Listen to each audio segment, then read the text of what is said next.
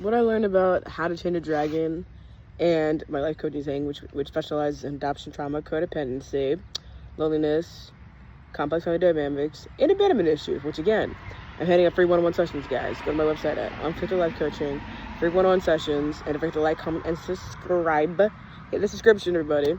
So when it comes to How to Train a Dragon, you see Hiccup not following the rules that were set for him, which is like, this is complex family dynamics.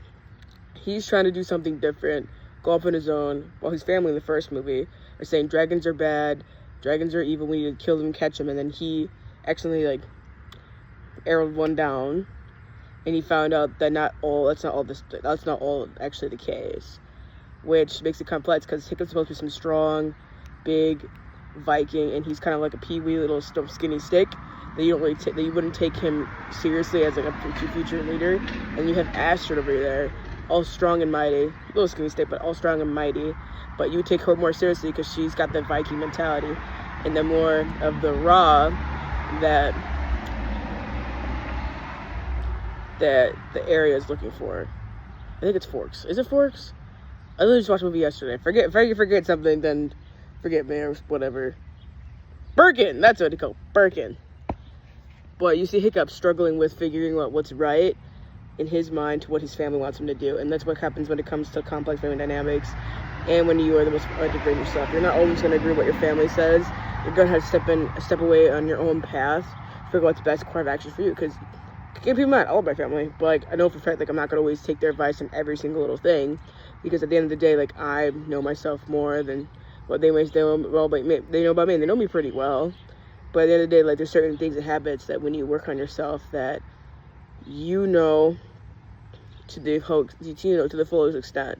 You know about yourself that your family may not know. You've worked on certain traumas and triggers and see certain things in family dynamics that they may not have worked on yet. So at some point, you do take some of your family's opinions and advice with a grain of salt in certain situations, if they have not worked on the stuff that you've worked on. And keep in mind, I still take my family's advice. I will still do. I still have it in the back of my head. Sometimes I can be stubborn as an ox. I will admit that too. I can be stubborn as an ox, and I do need a reality check, and I get that too. Going on my BS, turn with the truth, and cover with lies, but also have my own therapist as well, and my nutritionist, and my own life coach.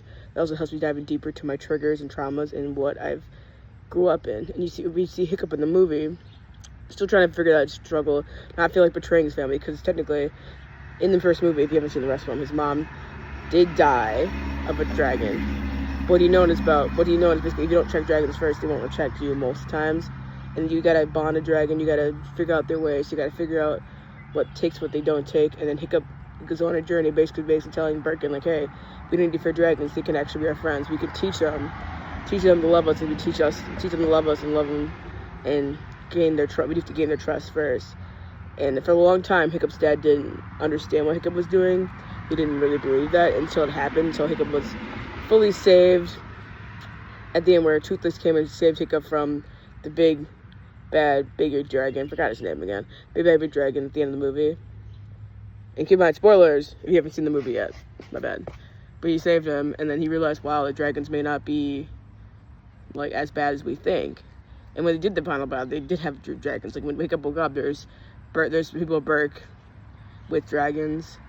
And so when I talk about that, you can almost reverse yourself and learn that sometimes stepping out on the path that's right for you may be the most lonely path, maybe the hardest path to take, but the path that's necessary for growth and change. And since Hiccup did that, they had a whole army, a whole group of people, a whole new village that loves dragons. They know how to treat them right, and they know how to bond with them, actually change history. And sometimes you need to be the one to go out on your own and change history for the next generation, or just for what you feel is right, because not everyone's going to understand you, and everyone's going to understand what's going on. If you don't take the first course of action, then nothing's going to change. That's all I got from Unfiltered Ways. If you could like, comment, subscribe again, guys. I want free more sessions. YouTube channel. At some point, I'm thinking about starting doing reviews on TV shows with my reactions. Be like, what the heck? Just for fun, too. Those are going to be more fun ones, because I do like doing mental health advice, but also, I do like doing fun things. But Perfect Match, I might start the Perfect Match or reactions to that, because holy cow, that's going to be a doozy. So, goodbye, Unfiltered. Have a good day. Mwah.